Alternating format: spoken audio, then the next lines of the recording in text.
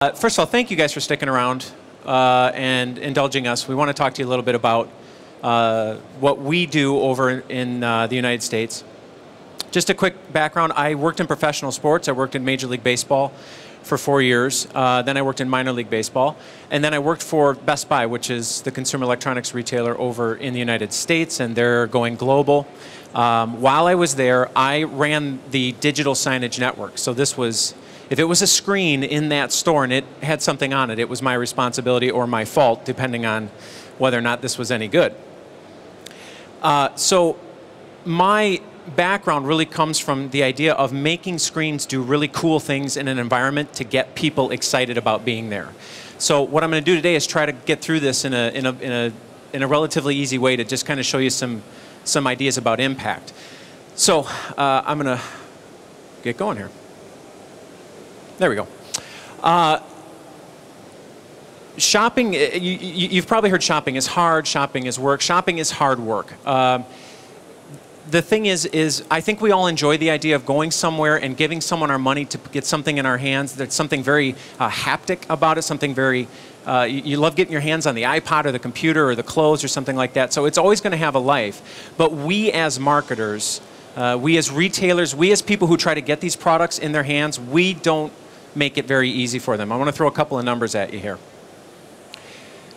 Shoppers are exposed to 1.5 pieces of marketing material every single second, and they only choose to engage with one once every 4.3 seconds. And what that means is that about 84% of the marketing material that you'll find in any given venue is ignored.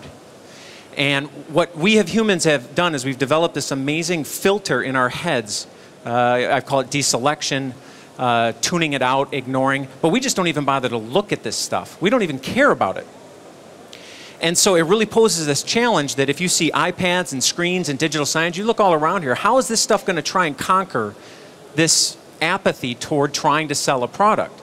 So the three things I'm going to talk about today really quickly are what influences purchasing, the multi-channel experience, what's out there that people are using, and then finally what I call the anatomy of impact. How kind of break down the 3 steps to get them to really pay attention to you.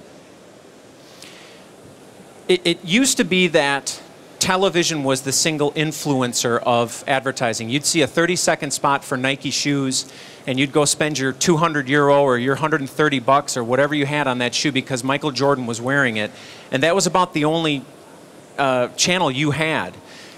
We all know of this thing called the internet, so I'm not going to worry too much about that. But social media has become the influencer. And again, this isn't really rocket science. I'm not telling you anything you don't know. But as we start to make this more personal and individual and intimate to us, these are the channels that people are using to say, I really like Best Buy, I really like this type of gasoline, I hate this shoe, I love this food, and they share this with people. And I think most of us as marketers or as retailers or as people that want to share stories, we know, I think the statistic, Jason, you might know this, it takes 5 positive comments to conquer 1 bad one. So if you're not doing a good job, you've got a real uphill battle. So the internet, in terms of social media, is really starting to have impact. Now, how do we bring that into a venue? And it's with this thing. It's the mobile device.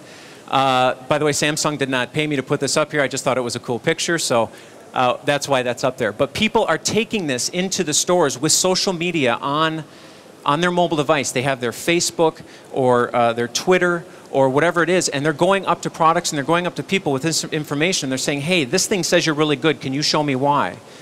Or what they're doing is they're asking people, hey, what about this camera or this shoe? And they're saying, no, no, no, don't buy it. And then they walk away. So this thing has really become a remote control for our lives. It has become a tour guide for every single thing that we do in almost any given environment. And you'll hear me say a lot about retail and shopping, but when you start to build that perspective out, and you start to think about libraries, hospitals, museums, auto dealerships we were talking about, there are screens everywhere, and people are starting to use their phones everywhere in all of these venues to navigate, to enhance their experience, to learn whether or not it's something they want to be involved with. So this thing really has become like I say, the remote control, the tour guide of our lives. So much so that there was this statistic: 82% of shoppers use their mobile phone while in the store. I think that number is, I'm just saying this just personally, I think that number is a little exaggerated in the sense of what they're trying to say. I think that 82% of shoppers use their phone in the store, but I don't know if it's necessarily that high they're using it to shop. They may be on the phone just wandering through, talking to a friend, yada, yada. I would imagine that the number's actually higher of people who use a phone in a store. The number's probably a little bit lower if they are using it to shop. However, when you see that just about everybody in the world over the age of 16 has a phone now, that's not a terribly shocking number. So how are we going to leverage that? How are we going to do that?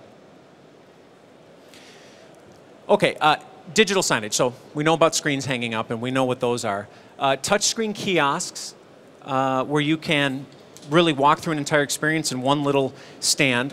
The more intimate and private version of digital signage, this was from Walmart, and what they did is they hung a screen on an end cap to sell the detergent right behind it, and they saw a tremendous sales lift from that. But it's bringing those big screens right down to an intimate level.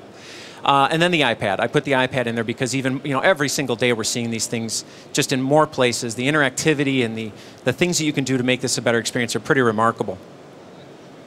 So what I'm going to do is I'm going to walk you through, I used to call this the store path, but I want to call it the experience path because while this has some relevance to retail, of course, my goal here is to give you some perspective on where this can be used at any time. So I have 6 stations here, and very quickly, if you walk in right away, and there's a screen or something right there, one of the biggest questions we all have when we walk into some place is, can you show me where the something is, or where can I find the something? The second possibility for number 1 is loyalty. If you walk up with your phone and you click on a QR code or an SMS text or something, and that organization knows that you have frequented it, think about things like Foursquare and Gowalla, it's going to recognize you and reward you. Hey, here's 50 points on your loyalty card, or here's $50 or 25 euro or something like that, just for walking into our store, just for walking into wherever we are. We're happy you're back. So right away, they've given that great first impression that you are wanted in that venue. If you're moving through stations 2 and 3, these can be feature walls, display walls. Perhaps on 2, there's something that you really want to sell that's really important. You want to get it to the front of the venue. And you use digital signage, perhaps a big screen, or if you saw Sedna over there, they're using iPads now. That you really want to engage people in the product around it. Number 3 may be the same thing or different. Maybe that's if you're a retailer, private label. Products that you sell, or it's closeout, inventory, sales stuff.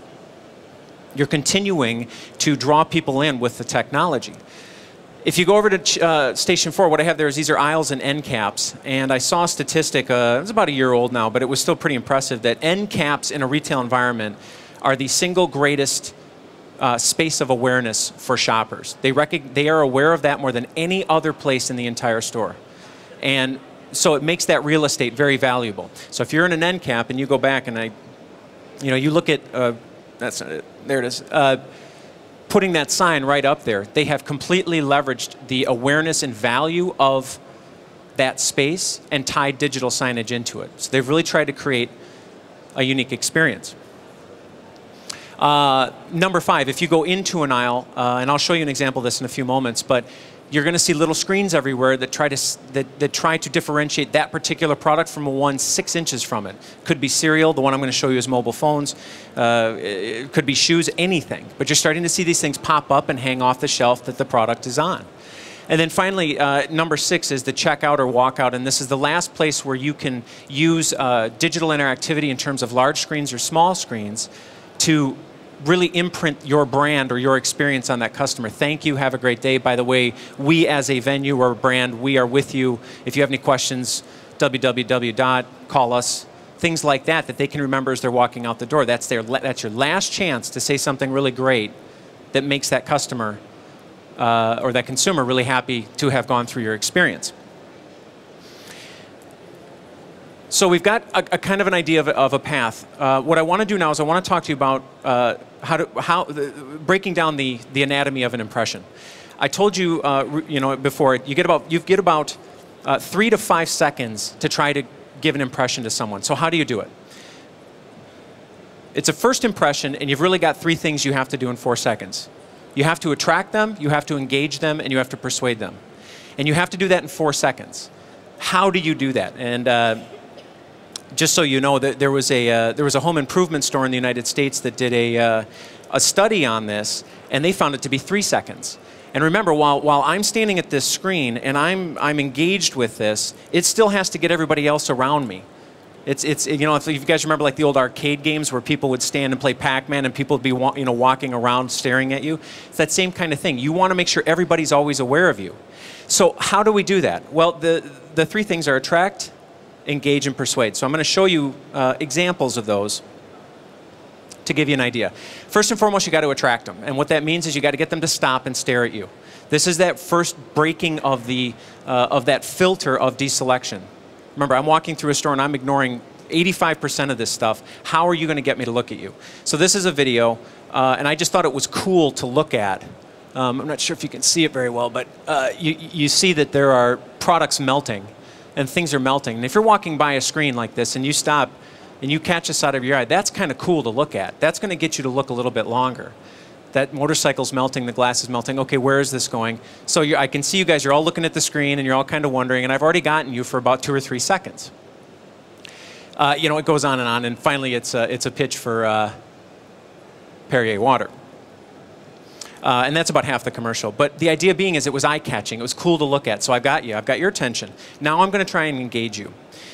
This is a video from a store, and again, it's kind of hard to see, but I hope you guys can see it. This is a video from a store in New York City called Nanette Lepore, and what this device is, it's about 2 years old, 2 or 3 years old, and they called it the Lepore Looking Glass, and you'll see, it's pretty explanatory, but this young lady's at a store, and she's going to have her friends who are at home online through texting decide what she's going to wear, what she should try on in that store. They're going to pick out products, they're going to have her try them on, and what they use is a holographic image on the mirror to give her an idea of what a dress or a coat might look like.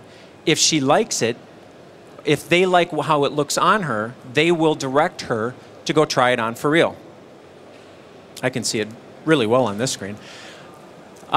She tries it on, her friends love it, and what they have done is completely engage social media with a retail experience. They've allowed her friends to come in and help her pick out what to wear. And you know, I'll be very honest, I'm not like that. I go in and I buy a shirt and I'm out in 10 minutes. I don't go into a fitting room and try anything on. And if it doesn't fit, I just keep the receipt and go back and return it and buy a size larger or smaller. But you can imagine if you're in a situation where you really want to buy some clothes and you walk in with 15 or 16 items, you're trying them on, taking them off, trying them on. You don't know what looks good. You don't even, after the 7th or 8th piece, you don't even care anymore. You wish someone was there to help you. So this is that mix that social media is striving to do. And like I said, this is already 2 or 3 years old, and it's still really far ahead of its time. It's still pretty impressive that it's out there as something that they try. So what they've done is they've engaged people. What they've done is they've made the experience interactive, personal, intimate. Finally, you have to persuade them. So now you've got their attention, you've got them to where they want to know more about you. Now you got to get them to move on to that next step, whatever it is. In this case, when I worked at Best Buy and went over in the United States, when they went to all digital programming, broadcasting in 2009, we had to advertise that on our program. Well, if you know anything about Best Buy, they really spare no expense. They will spend millions of dollars on the craziest things you've ever seen just to see if they work. I'll show you this, and I'll give you a story about it to show you that great impact doesn't always cost a lot of money. But this ran on the home theater walls, the big giant home theater walls. And again, it's pretty explanatory. Just 15 seconds. All that was for audio was music. There was no voiceover, no special effects.